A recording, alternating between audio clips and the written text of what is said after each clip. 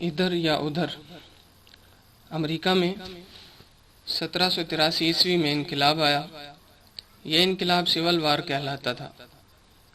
انقلاب کے بعد برطانوی راج ختم ہو گیا اور امریکہ یونائٹڈ اسٹیٹس آف امریکہ بن گیا۔ یہ اخلاقی لحاظ سے امریکہ کا خوفناک ترین دور تھا۔ ملک کی 13 ریاستوں میں لاشیں پڑی تھیں، روزگار کے ذرائع ختم ہو چکے تھے، بیماریاں عام تھیں اور اوپر سے عوام بے راہ روی کا شکار ہو چکے تھے۔ لیکن ملک کا سب سے سنگین مسئلہ شراب نوشی تھا۔ معاشرہ شراب نوشی کی لت میں مبتلا ہو گیا تھا۔ امریکی شہری اوسطاً زیادہ شراب پینے لگے۔ یہ عادت معاشرتی بگاڑ میں تبدیلی ہوئی اور ملک میں زنا بالجبر، چوری، ڈکیتی، ڈاکہ زنی اور رشوت ستانی میں اضافہ ہو گیا۔ خاندانی نظام بھی ٹوٹ پھوٹ کا شکار ہو گیا۔ دنگے فساد بھی شروع ہو گئے۔ لوگ اس دور میں اپنی آمدنی کا زیادہ تر حصہ شراب میں ضائع کر دیتے تھے۔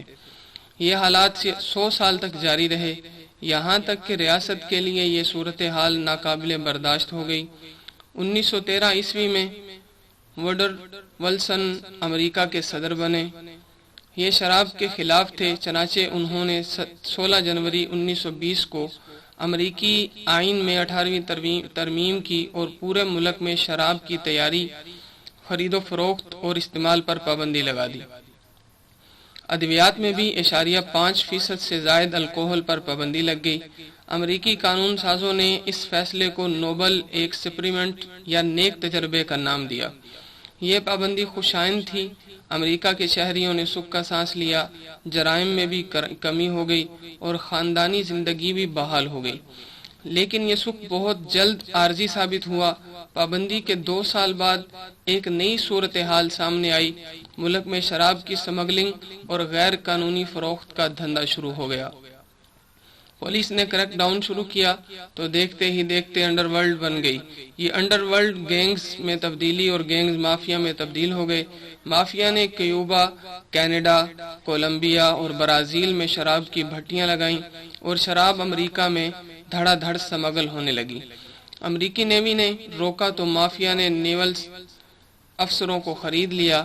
پولیس نے چھاپے مارے تو پولیس آفیسرز کی منتلیاں لگ گئیں۔ کسٹمر ڈپارٹمنٹ آگے بڑھا تو انہیں بھی خرید لیا گیا۔ جو اہلکار بکنے کے لیے تیار نہ ہوئے انہیں گولی مار دی گئی یا پھر بم سے اڑا دیا گیا۔ مافیا کسٹم، نیوی اور پولیس میں اپنے لوگ بھی بھرتی کرانے لگے۔ یہ لوگ آہستہ آہستہ اتنے مضبوط ہو گئے کہ یہ پولیس چیفز تک تبدیل کرا دیتے تھے۔ یہ ریاست کی اسمبلیوں کا حصہ بھی بن گئے اور یہ کانگریس اور وائٹ ہاؤس تک بھی پہنچ گئے۔ مافیاز نے امریکہ میں ایک نیا اور خوفناک کلچر بھی متعارف کرا دیا۔ یہ کلچر بک جاؤ یا مر جاؤ تھا۔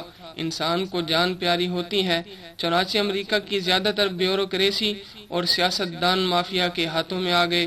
یہ لوگ زیادہ منافع کمانے کے لیے کچی شراب بھی بیچنے لگے۔ لوگ یہ شراب پی کر مر جاتے یا پھر بیمار ہو جاتے۔ یوں صحت کا سرکاری بجٹ بھی بڑھ گیا۔ پابندی کی وجہ سے شراب کی قیمت 10 گنا زیادہ تھی۔ لوگ افورڈ نہیں کر پاتے تھے، چنانچہ یہ چوریاں کرتے یا پھر دوسرے نشوں کی طرف چلے جاتے۔ وہ نشے شراب کے مقابلے میں 100 گنا خطرناک تھے۔ امریکہ میں چرس، گانجا، مارفین، ہیروئن اور افیون اسی دور میں متعارف ہوئیں۔ ہیروئن برطانوی سائنسدان چارلس روملے ایلڈر نے 1874 میں ایجاد کی تھی، لیکن 23 سال بعد ایک جرمن سائنسدان نے اسے مزید خوفناک بنا دیا۔ یہ شروع میں مارفین کا متبادل تھا، لیکن یہ 1925 میں ڈرگ کے طور پر استعمال ہونے لگی۔ حکومت پابندی سے پہلے انڈسٹری سے اربوں ڈالر ٹیکس لیتی تھی، یہ ٹیکس بھی 0 ہو گیا۔ مافیاز نے شراب کے لین دین کے لیے اسلحہ اور خواتین کی سمگلنگ بھی شروع کر دی۔ یوں امریکہ میں طوائفوں اور ہتھیاروں کی منڈیاں بن گئیں۔ امریکہ 1929 میں بدترین معاشی بحران کا شکار ہوا۔ یہ بحران دی گریٹ ڈپریشن کہلاتا تھا۔ اس بحران کا شروع میں شراب کے ساتھ کوئی تعلق نہیں تھا، لیکن جب مالیاتی بحران کے شکار لوگوں نے ڈپریشن میں گھر زیورات اور مال مویشی بیچ کر شراب پینی شروع کر دی تو امریکہ تقریباً خاتمے کے دروازے پر پہنچ گیا۔ حکومت صورتحال کی سنگینی سے آگاہ تھی، یہ اپنا فیصلہ واپس لینا چاہتی تھی، لیکن یہ تجزیہ کاروں، پادریوں اور سول سوسائٹی سے ڈرتی تھی۔ یہ خوف 1933 عیسوی تک جاری رہا، یہاں تک کہ فرینکلن ڈی روز ویلٹ امریکہ کے صدر بن گئے اور جرأت مند انسان تھے۔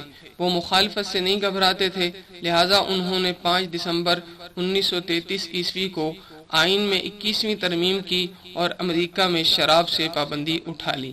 حکومت نے پابندی اٹھانے کے ساتھ ہی شرابیوں کے لیے قوانین سخت کر دیے۔ نشے میں ڈرائیونگ کو ناقابل معافی جرم بنا دیا گیا، کام کے دوران شراب نوشی، دفتر اور سرکاری امور کے دوران نشہ اور نشے کے دوران فیصلوں پر پابندی لگا دی۔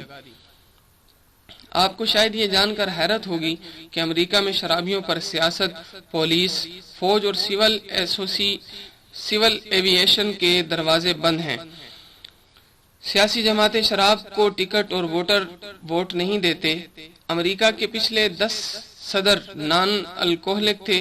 وائٹ ہاؤس میں صدر، نائب صدر کابینہ کے ارکان، صدارتی عملے اور مہمانوں کو شراب پیش نہیں کی جاتی۔ امریکہ کسی سرکاری مہمان کو سرکاری رقم سے شراب فراہم نہیں کرتا۔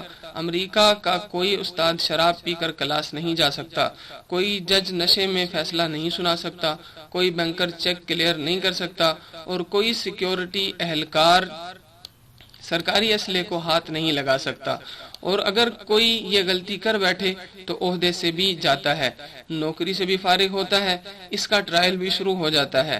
امریکہ کے لوگ جانتے ہیں کہ ہم میں سے جو شخص ترقی کی منازل طے کرنا چاہتا ہے، اسے شراب، سگریٹ، زنا، جھوٹ اور رشوت چھوڑنی ہوگی، اسے مسٹر کلین ہونا پڑے گا، اور وہ اگر دوران ذمہ داری کوئی غلطی کر بیٹھے گا تو عبرت کی نشانی بن جائے گا، خواہ وہ صدر نکسن جیسا جینیس ہی کیوں نہ ہو۔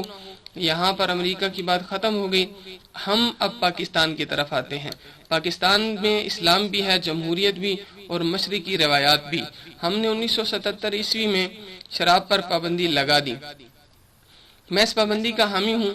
میں دل سے یہ سمجھتا ہوں اسلامی معاشرہ اور شراب دونوں اکٹھے نہیں چل سکتے، لیکن سوال یہ ہے کیا پابندی کے باوجود اس ملک میں شراب نہیں ملتی؟ اگر ہاں تو پھر یہ کہاں سے آ رہی ہے؟ لا کون رہے ہیں، بیچ کون رہے ہیں اور پی کون رہے ہیں؟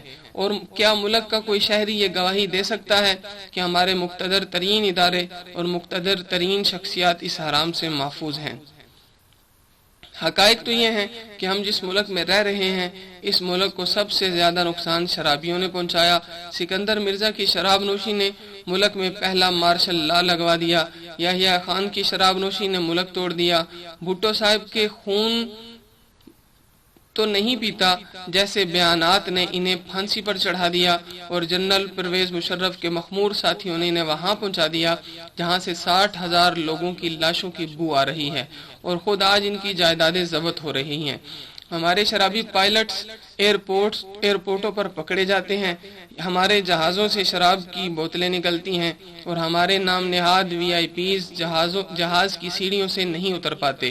آپ کسی دن سکولوں، کالجوں اور یونیورسٹیوں کے بارے میں سروے کرا لیں، آپ سرکاری افسروں، ججوں، ڈاکٹروں، پروفیسروں اور سیاستدانوں کے ڈوپ ٹیسٹ کروا لیں، مجھے یقین ہے آپ کے ہاتھوں کے طوطے اڑ جائیں گے۔ یہ کیا ہے؟ یہ ہماری سماجی منافقت ہے۔ ہم حقائق جانتے ہیں، لیکن ہم میں سے اعتراف کی ہمت نہیں۔ ہمارے ملک میں پابندی کا مطلب مہنگائی ہے۔ ہم معاشرے میں جس چیز کو مہنگا کرنا چاہتے ہیں، ہم اس پر پابندی لگا دیتے ہیں۔